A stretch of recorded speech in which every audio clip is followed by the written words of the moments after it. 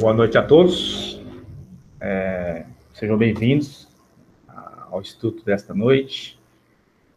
E vamos dar continuidade no Livro dos Espíritos, o livro 3, capítulo 10, Lei de Liberdade. Já conversamos sobre várias leis.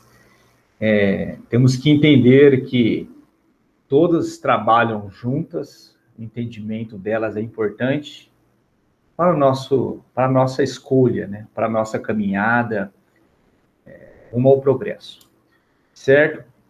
E dando continuidade, vamos seguir aqui. Liberdade natural. Lembrando que eu vou fazer só algumas questões, eu escolho do livro, né, do tema, do capítulo em si. Eu sempre gosto de falar para vocês estudarem em casa, terem lá o livro dos Espíritos, do Evangelho, sempre estar lendo, estudando em casa para ter um melhor entendimento. Eu escolho algumas questões aqui, só acho que é importante, e comentaremos sobre o resto, tá? Para fazermos uma boa ideia sobre os temas, ok? Há posições no mundo em que o homem possa se vangloriar de gozar de uma liberdade absoluta? Resposta dos Espíritos: não, porque todos necessitais uns dos outros, os grandes como os pequenos. Lembrando que anda junto com a lei de sociedade. Nós vimos anteriormente que é importante para o nosso progresso, a nossa evolução como espíritos, obviamente, estar em relacionamento com as pessoas, né? Então, isso é muito importante, tá? A obrigação de respeitar os direitos alheios tira ao homem o direito de ser independente consigo mesmo? Resposta: de modo algum, porque é um direito que lhe vem da natureza. Então, respeitando as pessoas, isso é o certo. O limite, a opinião de cada um, a posição de cada um referente a um assunto, isso é muito importante. Quando nós voltamos, né, ao passado, lembramos de certas histórias, de algumas condições, situações, o que acontece? Acontece que nós não tínhamos muitos essa liberdade. Por quê? A liberdade, ela vem do quê? Vem do conhecimento, né? E antes nós não tinha tanto conhecimento como agora. Se nós formos analisar na época de Moisés, né, depois da época de Jesus, a situação era um pouco diferente. Não tinha liberdade para isso ou para aquilo. Vamos ver aqui que vai ter liberdade de pensamento, liberdade de consciência. Não era muito aberto. Hoje já é mais aberto, mas, consequentemente, também temos que tomar cuidado nas escolhas. Vamos ver isso também, que é o livre-arbítrio. Então, tudo é relacionado. O que dita mesmo isso é a razão. Quanto mais você entende, compreende as leis, mais você tem condições de escolher o que é certo, tá? Escravidão. Há homens que sejam, por natureza, destinados a ser de propriedade de outros homens? Toda sujeição absoluta de um homem a outro homem é contrária à lei de Deus. A escravidão é um abuso da força e desaparecerá com o progresso, como desaparecerão pouco a pouco todos os abusos. A lei humana que consagra a escravidão é uma lei antinatural, visto que assemelha o homem ao animal e degrada moral e fisicamente. Lembrando, voltando, sempre temos que fazer esse comparativo, né, óbvio, do passado, ver como é que funcionava, como é que era a aplicação das leis do homem naquela época e hoje. Nós temos que fazer essa comparação e hoje, sabendo das leis divinas, fazer esse cruzamento, ver o que ainda anda errado, ainda divergente, né, com a lei divina, para nós fazer esse comparativo e entender e se portar melhor, no caso, né? A escravidão sempre foi, obviamente, mal vista, né? Porque você faz isso com o homem, você restringe a ação dele, você trata ele, em alguns casos, como um animal, né? E estamos vendo aqui que a liberdade, ela é lei, né? Ela é natural, mas para isso tem que passar o tempo, tá? E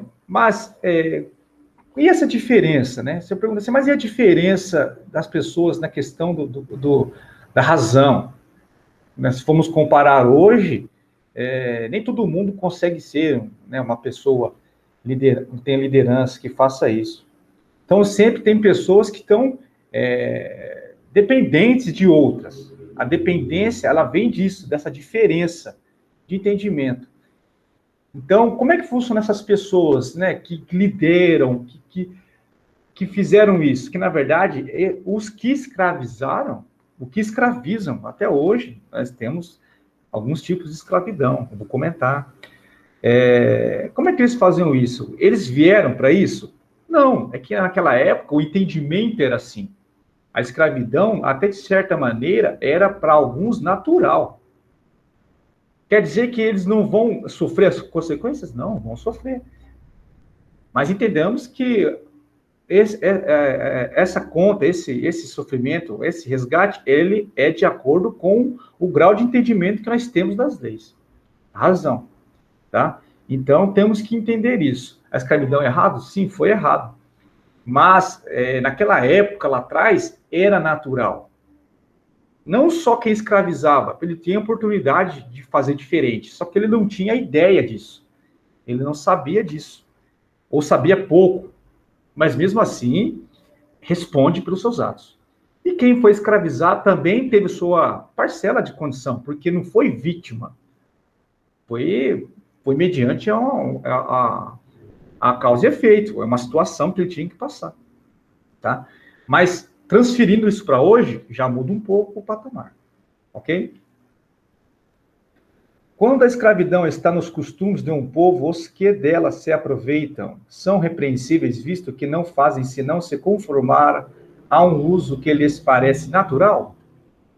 O mal é sempre mal, e todos os vossos sofismas não farão com que uma ação má se torne boa. Mas a responsabilidade do mal é relativa aos meios que se tem de compreendê-lo. Aquele que tira proveito da lei da escravidão é sempre culpado de uma violação da lei natural, mas nisso, como em todas as coisas, a culpabilidade é relativa. Como acabei de dizer agora, não temos como, logicamente, não é nosso papel, né, julgar, condenar ninguém. Mas a análise é interessante fazer nesse sentido. Então, como diz os espíritos, funciona dessa maneira. Naquela época, às vezes as pessoas não tinham entendimento, realmente, não tinha. Às vezes era até natural essa condição. Mas se nós transferirmos isso para hoje, muda. Ah, mas você vai falar assim, Alan, não existe escravidão hoje. Não dessa maneira, como conhecemos, né? Anteriormente, mas hoje temos pessoas que têm empresas, que têm organizações, que cuidam, têm empregados, certo? Que têm famílias dos empregados, que você é responsável. E será que todos agem de acordo? O que seria o ideal? O ideal é você atender a todo mundo com justiça, com respeito, seguindo as leis de liberdade. Essa é a condição, mas às vezes, olhando, nós não vemos isso ainda hoje. Temos, hoje aí, serviço escravo, trabalho escravo. Se vira e mexe, a televisão passa, pessoas que vivem de uma ninharia, que os donos, né, dessas organizações, que tem essas pessoas, tratam mal as pessoas. Então, muda o tempo, obviamente não é tanto quanto antes, mas hoje muda o tempo e ainda temos essas ações, que é cabível a cada um. Esse responderá mais. Por quê? Porque ele sabe, hoje não pode fazer ignorância. Porque naquela época era normal. Era normal, andava com escravos na rua, normal, era normal, naquela época. Era errado, sim, mas naquela época era normal. Hoje não é, hoje não tem como, mas mesmo assim as pessoas ainda fazem isso escondidos. Então é pior, é mais grave. Por quê? Porque ele sabe que aquilo é errado. E mesmo assim aí eu faz, tá? Então, para nós podermos entender o conceito de escravidão. É errado, sim. Por quê? Nós somos irmãos, temos as diferenças, obviamente, tanto intelecto, na questão, tanto social aqui, é o mundo, que nós vivemos, temos a oportunidade de fazer o correto. E, geralmente, ainda caímos ainda no declínio das coisas aí, tá bom? Liberdade de pensar. Há no homem alguma coisa que escapa a todo constrangimento pela qual ele desfruta de uma liberdade absoluta? É no pensamento que o homem goza de uma liberdade sem limites, porque conhece entraves, pode-se deter-lhe o voo, mas não aniquilá-lo. Então, como dissemos, como estamos conversando aqui, não conseguimos ter uma liberdade física, né? Pode até ter, mas não é contra a lei natural. A lei de progresso, temos que estar juntos em sociedade, vivendo com as diferenças, resgatando, aprendendo, ajudando, é assim que funciona, tá? Então, mas qual a liberdade que nós temos? Do pensamento. Nós pensamos várias coisas, várias situações, às vezes umas boas, outras nem tanto. Vai muito da condição nossa, né? Do nosso estágio evolutivo. Mas podemos ter liberdade de pensar ainda referente aos nossos irmãos. O homem é responsável pelo seu pensamento? Uma pergunta interessante. Ele é responsável diante de Deus. Só Deus, podendo conhecê-lo, o condena ou o absolve, segundo a sua justiça. Então, o homem não sabe. Pensamos aquilo, outro, tal, mas o homem não sabe. Mas Deus sabe. Ele sabe o que você está pensando. Então, é um cuidado. Também temos que ter com o pensamento. Não é porque os homens não veem que eu penso que eu quero, mas eles não estão vendo, não me finjo de bom moço e vamos seguindo. Não, Deus sabe. Deus sabe que você não é um bom moço ainda, né? Mas temos que ter essa compreensão. E outra, tudo começa no pensamento, né? Liberdade de consciência. A liberdade de consciência é uma consequência da liberdade de pensamento? Falamos agora do pensamento, a consciência é o quê? A consciência é um pensamento íntimo que pertence ao homem como todos os outros pensamentos. Então, já começamos a entender um pouco mais. Opa, eu podia pensar, ninguém sabia, legal, me finjo de bom moço. Aí, opa, mas para Deus está vendo. Se Deus está vendo, eu tenho que ver também meus pensamentos. Agora temos a consciência. O que é a consciência? A consciência nos mostra o que é certo e o que é errado. Ela acusa, ela não tem como, ela não mente. Então, Deus sabe pela consciência. Certo? Ah, pensei em fazer algo, mas a consciência, ela acusa a consciência. Se é uma coisa delituosa, ela vai mostrar para você. É como se Deus está avisando, ó. Você não vai dar certo, não. Você não é bom, não, para você, não. Aí, vamos ver um pouco lá na frente o livre-arbítrio. Nós escolhemos, né? Então, é assim que funciona. O homem tem direito de entravar a liberdade de consciência? Resposta dos espíritos. Não mais que a liberdade de pensar, porque só a Deus pertence o direito de julgar a consciência. Se o homem regula por suas leis as relações de homem para homem, Deus, por suas leis da natureza, regula as relações do homem com Deus. Então, como eu falei, não tem como nós fugir disso. Podemos enganar o homem, está do nosso lado, a pessoa do nosso lado ainda. Mas a Deus não. A Deus nunca. Então, pensamos, arquitetei um plano ali, ninguém está vendo, eu vou fazer isso aí para prejudicar lá fulano lá, mas eu vou me dar bem. A consciência acusa, ela vai falar consciência, tá? Só que temos que entender que isso não vai ser legal, e não tem como, né? Não tem como o homem falar para o outro da consciência, julgar o outro pela consciência, não tem como, porque a consciência é íntima, ela é só quem passa que sabe. Então, é a relação de nós com o Todo-Poderoso. Tá? Toda crença é respeitável? mesmo que seja notoriamente falsa, toda crença é respeitável quando é sincera e conduz à prática do bem. As crenças repreensíveis são as que conduzem ao mal. Legal. Vamos falar aqui um pouco para ter um exemplo de religião. Obviamente, não vamos entrar no método dessa ou daquela, mas temos que falar para ter um comparativo e uma análise melhor sobre isso. Por quê? Porque, como dissemos, pensamos livremente. Legal. A consciência nos fala, ó, certo ou errado. Legal. Beleza. Então, tem N situações, N crenças que você pode acreditar, que você pode seguir, pode professar. Tá? Só que assim, o que é respeitável dos espíritos? Aquele que leva, obviamente, as pessoas para o caminho bom. Entendeu? Mas é a escolha de cada um. Mesmo o líder, quando nós falamos de escravidão, né? A pessoa que aplica a escravidão, ela tem condições, ela tem um certo entendimento daquilo, ela tem oportunidade de fazer o que é certo. Mas às vezes não, às vezes atende a seu egoísmo, ao seu orgulho. Então, às vezes, não toma um caminho legal. Então, é muito importante também na crença. Tem aquele que professa isso, aquele que professa aquilo. Agora, cada um escolhe, né? Cada um tem o seu caminho para trilhar. Sabemos também, depois vamos falar sobre o livre-arbítrio, essa escolha. Existe ali, a pessoa tem a oportunidade de falar. Ela tem oportunidade de falar? Sim, tem oportunidade de falar daquilo, daquilo. Se é certo ou errado, é ela que está falando. É ela que está professando. Mas tem também aqueles que se afinizam a isso. Também, às vezes, querem também coisas que atendem a coisas, assim, de entendimento material. Só querem atender a questão da matéria, certo? E esquece, às vezes, do espírito. Então, o mais importante, o que é importante? É a consciência, é a razão. É tudo que leva a uma situação boa. Vou fazer algo, está me levando a eu ficar bem?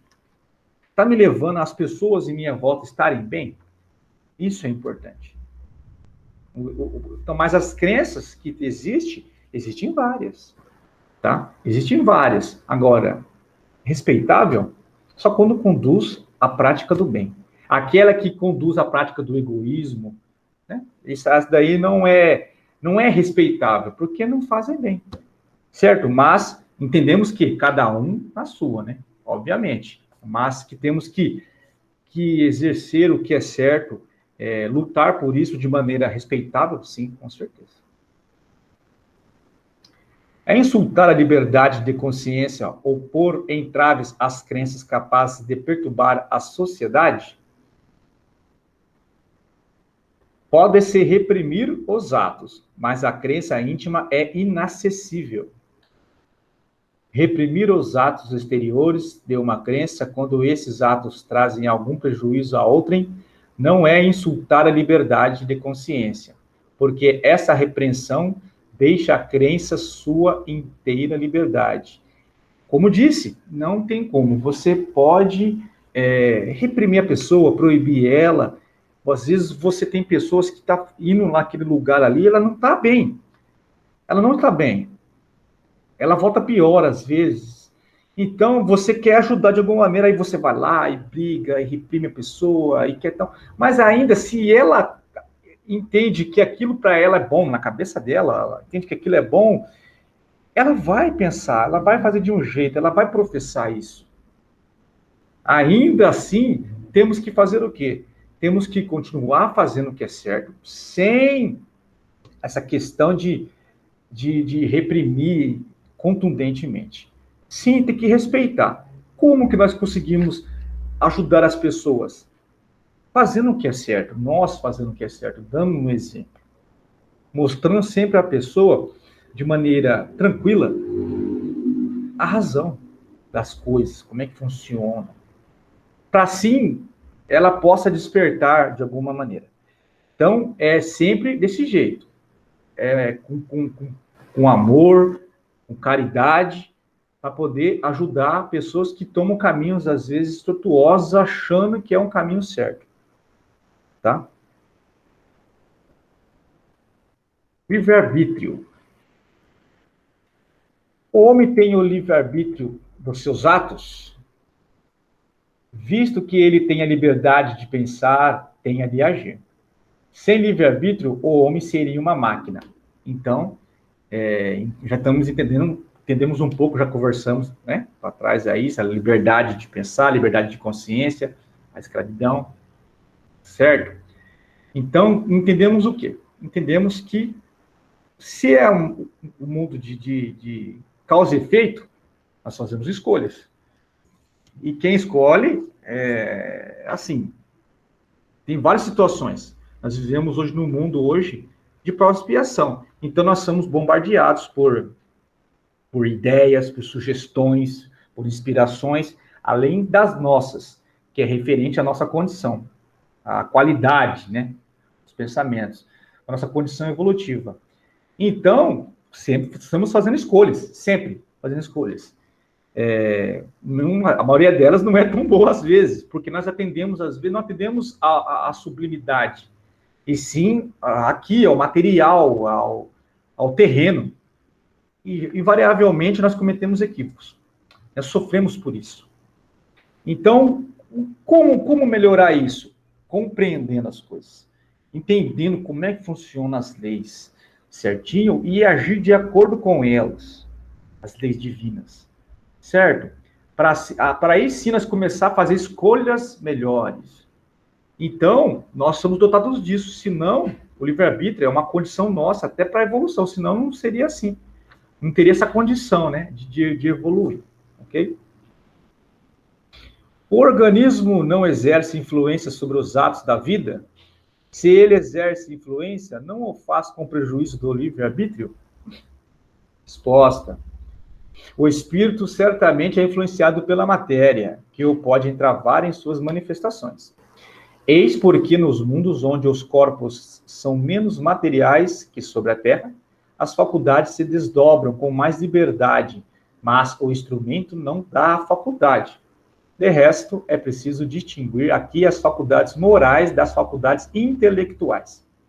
Se um homem tem um instinto de homicida, é seguramente seu espírito que o possui e que lhe transmite, mas não seus órgãos. Aquele que anula seu pensamento para não se ocupar senão com a matéria, torna-se semelhante ao bruto. E pior ainda, ele nem sonha mais em se precaver contra o mal. E é nisto que é culpado, visto que age assim por sua vontade. Entendeu? Então, a lei funciona aqui e lá, dos dois lados, né, nas duas dimensões. Temos que prestar muita atenção nisso. Não influencia em nada. A matéria, assim, influencia nas manifestações, mas as escolhas ainda são nós. A escolha ainda do certo e do errado ainda vai ser sempre conosco. Sempre. Certo? E quando nasce? E quando tem o livre-arbítrio? O livre-arbítrio no nascimento. Como é que funciona essa questão, né, do livre-arbítrio? Se existe sempre, como é que funciona, então, com uma criança? Ele pode escolher? Não. Já entendemos que ele não pode escolher. Até porque, por isso que existe, os pais têm responsabilidade em encaminhar os seus filhos em tudo, né, nos bons hábitos, como também nas escolhas, certo? Então, quem toma as decisões das pessoas que ainda, crianças que ainda não têm condições de escolher, de decidir isso ou aquilo, ainda são as pessoas que têm maturidade, que têm já consciência. Isso também não é só na questão da criança, também nas pessoas também que têm dificuldade, têm algum problema mental, certo? Também é a mesma situação, tá? Ainda tem que ter cuidado com ela, é uma prova que ela está passando, é lógico, e que precisa de cuidados. Ela não tem condições de escolher isso aí. É a mesma coisa quando o espírito é criado, o espírito é primitivo, como conversamos já, é criado simples e ignorantes, mas ele não pode fazer escolha, né? Mas ele não pode fazer escolhas, né? Disso, daquilo, numa encarnação, como é que ele pode escolher? Hoje nós já podemos, né? Alguns espíritos podem escolher o gênero de prova da sua reencarnação, de como é que vai ser, logicamente, está sendo orientado pelos espíritos superiores, isso aí. Hoje nós temos isso aí. porque nós já avançamos um pouco na questão do intelecto da razão. Mas quando o espírito ele é criado, quem decide isso é Deus. Ele que vai decidir aquilo, até nós começar a ter um pouco mais da razão. Aí sim temos condições de escolher algumas coisas. Ok? A embriaguez, né? Mais um exemplo. Mas eu bebi. Eu sou uma pessoa normal, bebi, eu fiquei embriagado, peguei um carro e saí dirigindo, bati, matei uma pessoa. Eu sou isento porque eu estava bêbado, bebi? Nós sabemos que isso não é verdade, né? Os espíritos até falam que você é duplamente culpado, porque primeiro você se embriagou, né? E depois ainda você pegou e ainda foi dirigir, sabendo que não poderia dirigir.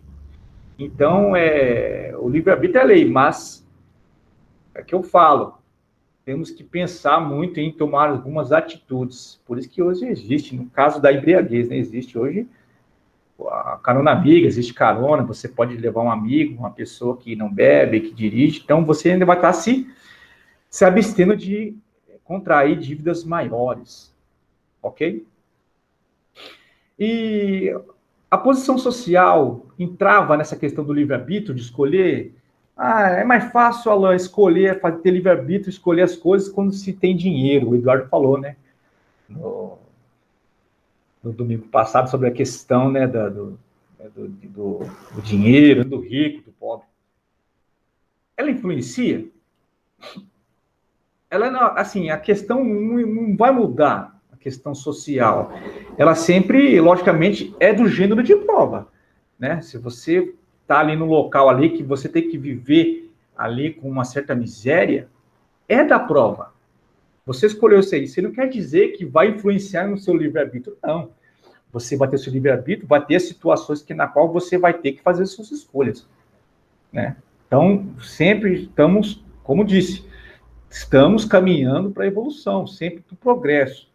Então, sempre temos as provas, tanto na riqueza, que também temos que fazer as escolhas, que é difícil, não é fácil, certo? Temos que fazer sempre as escolhas certas, ter consciência, como também na pobreza. É a mesma situação, o livre-arbítrio está em tudo. E é o que nos rege a nossa evolução, tá? E como é que eu faço a escolha certa? A escolha correta. Então, Alan, sempre que nós somos bombardeados de ideias, de sugestões, de situações que sempre tem que escolher isso, aquilo. A razão.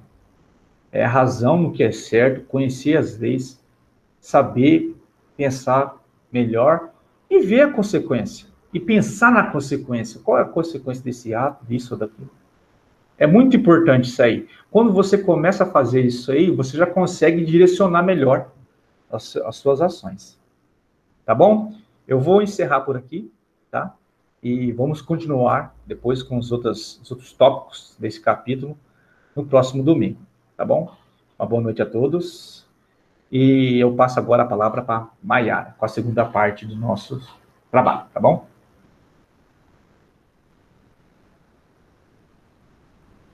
Olá, amigos. Boa noite a todos. Que a paz esteja em todos os lares e na vida de todos vocês. Hoje eu vou trazer um tema, né, muito atual, que nós temos falado sobre ele, mesmo que superficialmente, em todos os momentos da atualidade. Esse tema, eu trouxe para nos esclarecer, enquanto doutrina espírita, sobre o que realmente quer dizer isso tudo que nós estamos passando, o que realmente quer dizer, né, essa máxima de são chegados os tempos. O que a doutrina tem para nos trazer sobre isso? Porém, só para um detalhe literário, né, essa máxima é o título de um dos capítulos do livro A Gênese, Os Milagres, as Predições segundo o Espiritismo. Ele faz parte está na terceira parte, né, no capítulo 18. Portanto, vamos juntos entender o que a espiritualidade quer nos dizer com essa máxima, né? O que a doutrina traz relacionado a essa máxima, e justamente para nós nos localizarmos nos acontecimentos, tanto do nosso século quanto os atuais, e ampliar o nosso olhar. E também para nos tornarmos agentes transformadores, que é o que sempre a doutrina nos pede, né? Para que nós sejamos o sal da terra. Então vamos lá. O trecho disparador que eu trouxe está bem no início do texto, que ele fala o seguinte, podem acompanhar aí no slide. São chegados os tempos, dizem de todas as partes, marcados por Deus, em que grandes acontecimentos se vão dar para a regeneração da humanidade, em que o sentido se deve entender, em que sentido deve se entender essas palavras proféticas? Então, já é um parágrafo disparador que tem ali no início, né? O que nós podemos entender? O que está sendo dito? O que é a realidade em relação a isso? Esse processo, né, do que nós devemos entender está muito ligado às alegorias de que o mundo ia chegar numa culminância dos tempos, do qual viria, né, os céus se abririam, os véus do céu se abririam, né, todos nós seríamos julgados, e teria todo um cenário muito cataclísmico, um cenário muito... me fugiu a palavra agora, mas é um cenário muito místico do que seria os tempos, né, quando esses tempos chegados. E a doutrina espírita nos solicita, na verdade, um novo olhar. Um novo olhar baseado no seguinte, que temos que afastar toda a ideia de capricho de Deus por inconciliável com a sabedoria divina. Portanto, todo esse cenário de que em algum momento Deus não vai gostar do que nós estamos fazendo aqui embaixo, e ele vai se zangar, e ele vai vir e, por exemplo, acabar com a festa. Não é isso. Essa questão do capricho divino, ela tem que ser de uma vez por todas afastada de nós, afastada do perfil divino. Essa afirmação, ela vem nos solicitar para que nós realmente não vejamos mais as atitudes divinas, né, baseadas na vingança, na ira, nesse Deus perverso, né, nesse Deus que se melindra de acordo com as atitudes dos homens, e que nesse momento em que se findou a paciência de Deus, né, para que nós nos rendêssemos, ou que em algum momento nós fizéssemos tudo o que ele queria, e aí ele vem para nos castigar, né? Castigar quem não cumpriu o que deveria cumprir e elevar os que cumpriram. E essa ideia do castigo, ela vem baseada no que os incrédulos serão castigados, mas às vezes ela é tão permanente que até os crentes, até quem tenta seguir uma religião, sente que vai ser castigado por Deus diante da atitude dos irmãos que ainda não encontraram, né, o caminho da religiosidade, da espiritualidade, e aí se cria esse clima hostil entre nós, como se cada um de nós tivéssemos que adular ao Pai para que ele não nos trouxéssemos algum dessabor. Então, o tempo todo, às vezes, nós ouvimos as pessoas comentarem que aconteceu algo na minha vida que deve ser algum castigo por o que eu fiz em algum momento, né? Ou que o que está acontecendo agora na pandemia nada mais é que um castigo geral, porque a humanidade não tem sido o que Deus gostaria que ela tivesse sido. E aí nós também vemos os fanatismos que As pessoas entendem que podem eliminar o outro, porque a atitude do outro pode trazer uma condenação para ele. E aí nós entramos nesse frenesi, né, do medo, que nos paralisa, nos cega e contribui muito para o clima de insegurança e desesperança que nós temos nesse momento no orbe.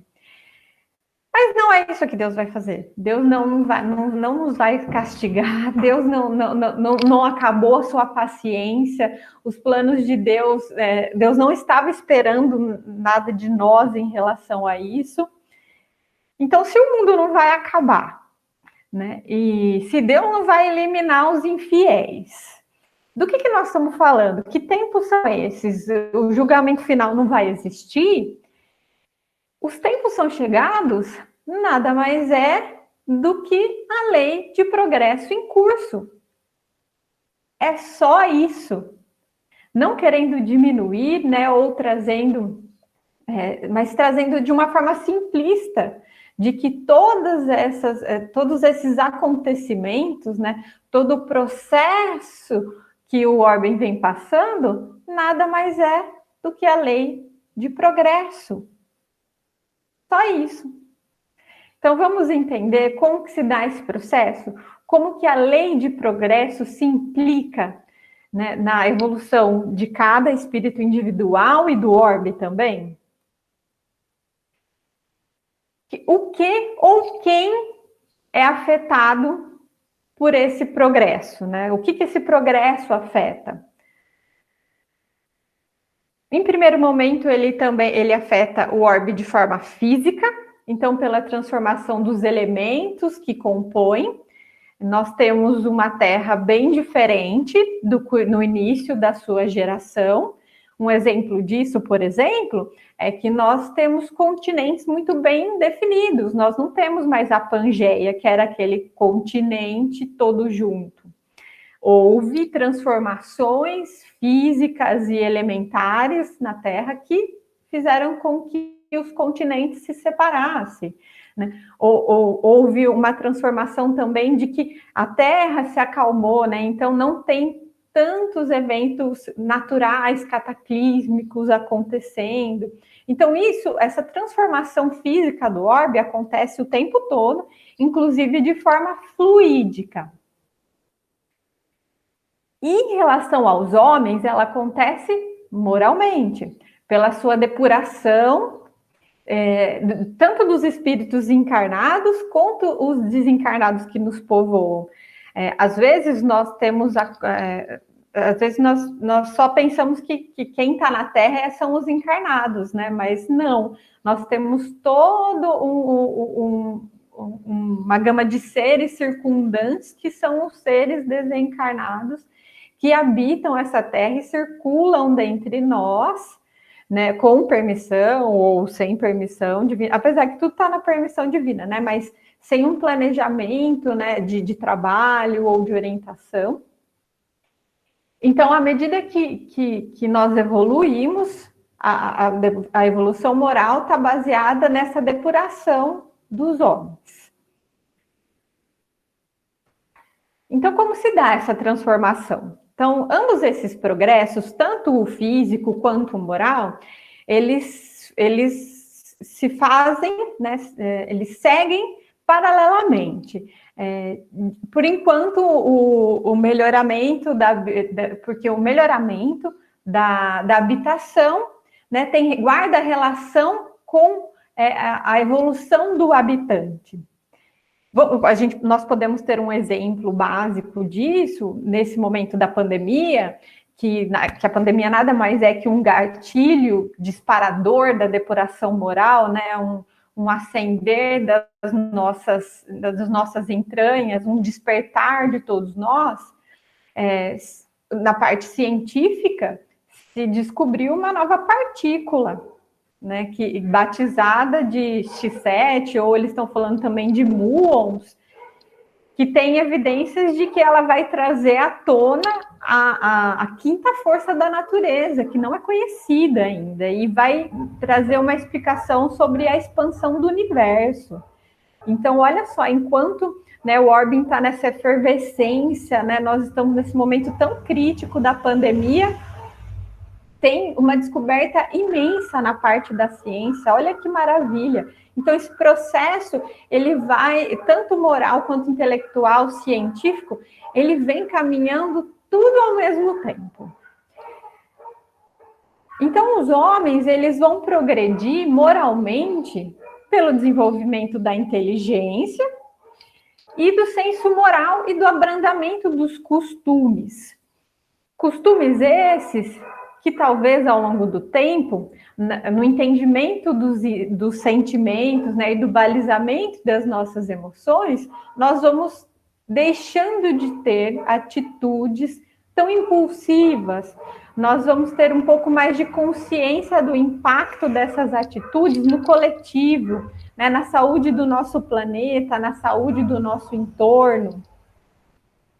E em relação ao globo, nós vamos melhorando a nossa casa com essa inteligência.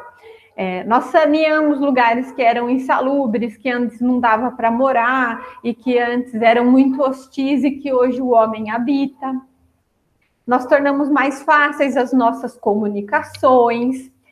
Um exemplo disso é o sinal do Wi-Fi, os satélites, né? Em que momento, por exemplo, do início dos anos 1900, que isso podia ser concebido, né? De que existiria um sinal que ligaria aparelhos e que todos nós teríamos aparelhos em qual eu posso me comunicar com alguém do outro lado do mundo. Então, isso seria inconcebível. Então, para vocês verem que é um sinal desses tempos chegados, né? Todos esses componentes de evolução tecnológica. E também a Terra ela vai se tornar mais produtiva. Aqui eu posso colocar uma sugestão de leitura, que é um livro do Yuval Harari, que ele chama Sapiens, né, uma breve história da humanidade. Ele é um livro puramente científico, mas ele faz um resumo básico de alguns pontos da humanidade, né? Quais foram os pontos em que a humanidade criou situações ou chegou a situações que transformou todas as nossas atitudes dali para frente, toda a forma de sociedade, como o Orbe funcionava. É um livro muito interessante e, né, baseado que a nossa doutrina ela sempre está ligada com a ciência, ele traz de forma muito clara quais foram essas culminâncias de evolução física da Terra e, por hora, moral do homem, né? Em que hora que a inteligência do homem transformou a vivência dele na Terra. É muito interessante. É um livro longo, mas eu aconselho a leitura, é ótimo. Muito bem. Então, ambos esses processos, como eu digo, eles acontecem paralelamente. Em quanto tempo isso acontece? Em quanto tempo esse processo acontece? Então, esses movimentos, eles vão acontecer de uma forma lenta, gradual e insensível. Então, tem transformações em nós, no nosso ponto moral, e também no nosso entorno, na evolução do orbe, que ele vem a passos lentos, né? Um pontinho de cada vez, e que nós só nos damos conta dele quando ele desabrocha numa nova fase, num novo movimento. Por exemplo, às vezes na nossa vida, nós não conseguimos reconhecer o que as situações diárias para que todas aquelas provações vêm nos lapidando. Até que sim, chega um momento realmente de troca de chave, no qual nós conseguimos falar, olha, tudo que eu passei ao longo desses 10 anos, ao longo desses 5 anos, me prepararam para o momento X. Mesma coisa o da Terra, né? Às vezes existem movimentos da sociedade que eles vêm acontecendo tímidos, lentos, e aí quando nós vemos, eles promovem uma transformação muito grande. E existe um outro tempo que também é caracterizado por mudanças mais bruscas. Então, tem a parte insensível, que nós não conseguimos detectar, e nós temos as situações que acontecem com mais impacto, que aí essas são as que nós temos mais dificuldade, porque essas nos requerem preparação ou adaptação depois que aconteceu. Esses movimentos, né, tanto o lento quanto o mais bruscos, eles são movimentos subordinados quanto às particularidades e ao livre-arbítrio dos homens. Todos esses movimentos, eles estão basicamente organizados de forma não tão homogênea. Às vezes, uma nação, ela evolui mais do que a outra tecnologicamente. Às vezes, alguma outra nação traz conceitos morais um pouco mais arraigados, um pouco mais evoluídos, né, um pouco mais maduros. E de outras vezes existem uma concordância no mundo inteiro, né, sobre o que é dado como correto, o que é dado como certo, né, ou o que nós vamos fazer daqui para frente. Então, por isso que às vezes nós vemos uma nação, nós temos nações muito diferentes das outras. Então, onde parece ter perturbação para a gente, quando nós entramos nesse comparativo, onde parece que está perturbado, que não está funcionando as coisas, né? É porque nós estamos só vendo movimentos parciais, isolados, e que não nos afiguram, que eles parecem irregulares, porque a circunstância é a nossa visão, que não consegue ver o todo, que nós não temos ainda essa habilidade. E se nós pudéssemos ter essa habilidade de ver o todo, né, ver todo esse planejamento evolucional da Terra, das nações em particular e nosso, nós veríamos que essas irregularidades são só aparentes e que o todo se harmoniza. Então, esse trecho, ele nos traz uma lição que quando algo nos parece errado, ele simplesmente é porque nós não temos a possibilidade de ver esse todo. Pensando numa ótica mais bairrista, né, é muito importante nós combatermos essa visão do nosso país. Nós temos uma visão muito inferiorizada, a maioria de nós do nosso país, né? De que o Brasil deu errado, de que o Brasil está perdido, de que nós somos atrasados em relação ao mundo.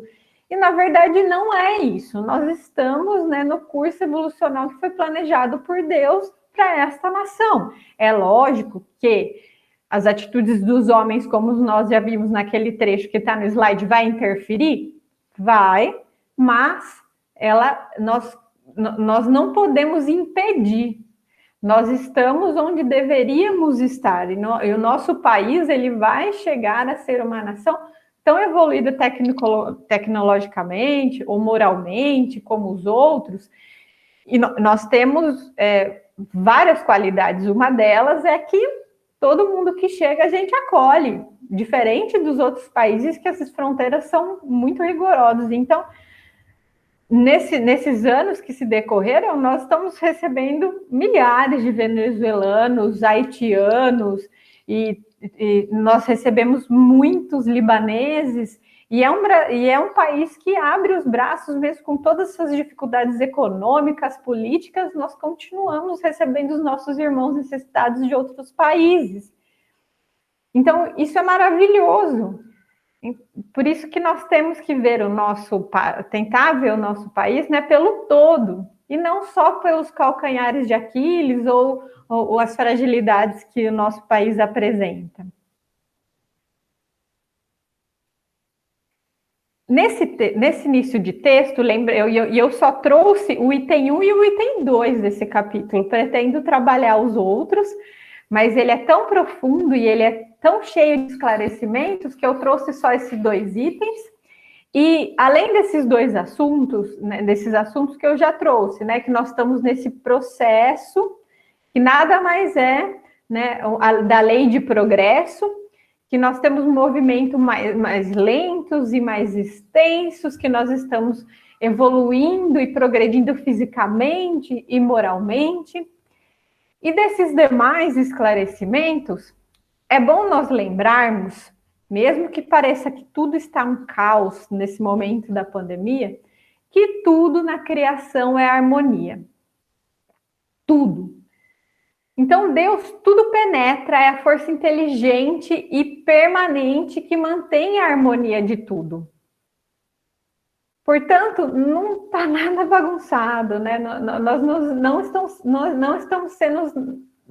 não estamos sendo castigados, né? Então, nada está fora de lugar. A terra e os homens, nós não temos o poder de desestruturar os planos divinos. Nós não temos. Portanto, por mais que nós olhemos em volta e parece que tudo está um caos, tudo está na harmonia do Pai. Deus continua tudo orquestrando. Portanto, Deus não estabeleceu as leis que nós conhecemos e se recolheu aí na lição e a indiferença. Deixamos que nós nos debatêssemos para cumpri-las ou não, e depois ele viria ver quem cumpriu ou não, né, para ele separar, e quem não cumpriu iria para o inferno, e quem cumpriu vai para o lado dele. Deus é onipresente, ele está no leme de tudo que acontece na Terra, ele está no leme de tudo que acontece no universo, e de todos nós, individualmente, na evolução de cada espírito. Então, Deus está presente ao nosso entorno, e a sua vontade é eterna, ela não mudou, ela não é diferente, Deus não tem várias opiniões, né? Deus não é volúvel, ele é constante, e o seu pensamento anima sem interrupção todas as coisas. Então, nós devemos confiar ainda mais nesses momentos em que nada parece ordenado, tudo está sendo orquestrado por Deus. E mais ainda, os espíritos que povoam o espaço e são seus ministros encarregados para atender os pormenores dentro das atribuições que correspondem ao grau de adiantamento que tenham alcançado. Além de Deus orquestrar tudo, dele penetrar tudo, dele saber de tudo, de cada partícula, ele ainda criou uma falange de espíritos para nos auxiliar, que está ao nosso lado, que nos mantém e nos ajuda, nos ampara. Então, olha só, nós temos Deus ainda dentro de toda a sua bondade, de toda a sua da sua sabedoria, nos traz esse plus ainda.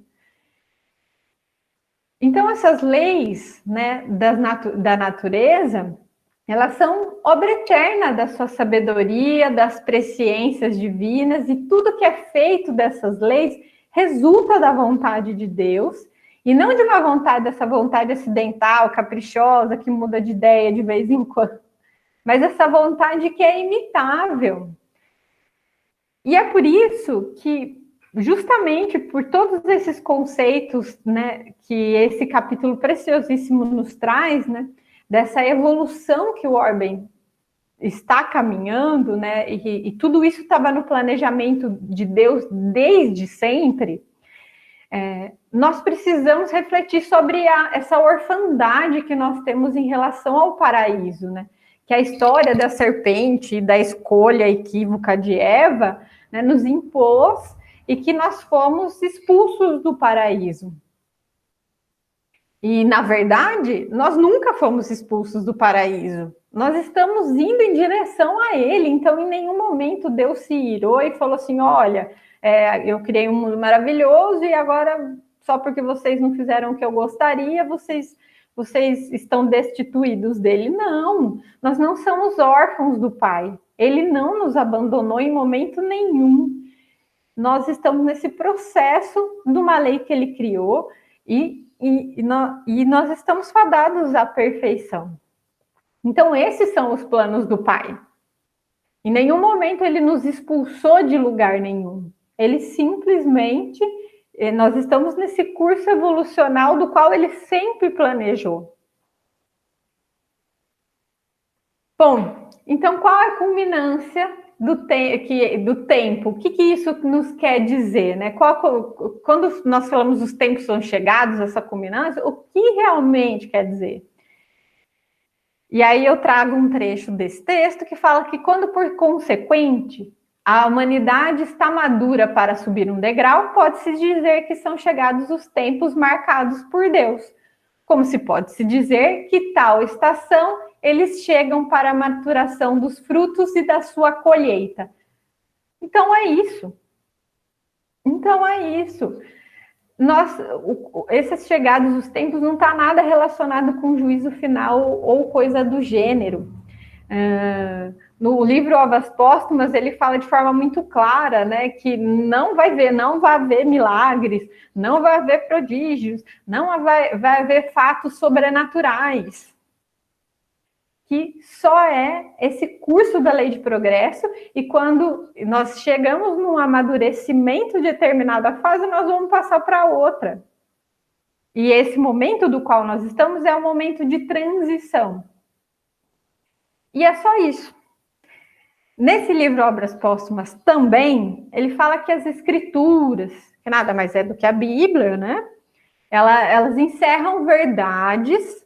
Então, a Bíblia não está errada, ela não é um livro que nós devemos deixar de lado, muito pelo contrário, ele encerra as verdades, só que pelo véu da alegoria, e por terem sido muitos apegados, né, quem escreveu e quem ditou, muito apegado à letra, é que os comentadores se transviaram. Então, assim, tudo que está lá é precioso, porém, grande parte daquilo, né, está sob o véu da alegoria, está sobre o véu um pouco, né, da opinião de quem escreveu, de quem relatou. Por isso que a Bíblia ela tem que ser contextualizada. Por isso que a terceira revelação de Kardec é preciosíssima, porque trouxe de novo qual era a essência do que Deus quer de nós, qual era a essência do Cristo, né? O que ele realmente vem nos ensinar. E é por isso que nós não devemos nos desesperar. Simplesmente, são chegados os tempos, basicamente a gente pode entender que fomos promovidos na empresa. É isso, fizemos tudo certo, evoluímos profissionalmente, né? Fomos tudo bem, agora vamos subir de cargo, né? Uma progressão por mérito. É isso. E é isso que a grande ideia do dia de hoje e da doutrina espírita quer esclarecer, porque nós vivemos durante muito tempo com essa eminência do juízo final, que mais dia menos dia Deus ia descer, né, daquela forma mística e nós seríamos passados por um julgamento horroroso. Não é isso. Vamos ter calma. Deus está no comando de tudo. Isso tudo que está acontecendo não é nada mais que a lei de progresso em seu curso. Vai dar tudo certo, porque nós somos fadados à perfeição. Tá certo, meus amigos? Eu agradeço pela explanação de hoje, por todos vocês presentes. Nós temos o segundo momento de discussão dos assuntos que foram trazidos hoje. E agora eu peço a gentileza de um dos nossos parceiros para fazer a oração de encerramento da primeira parte.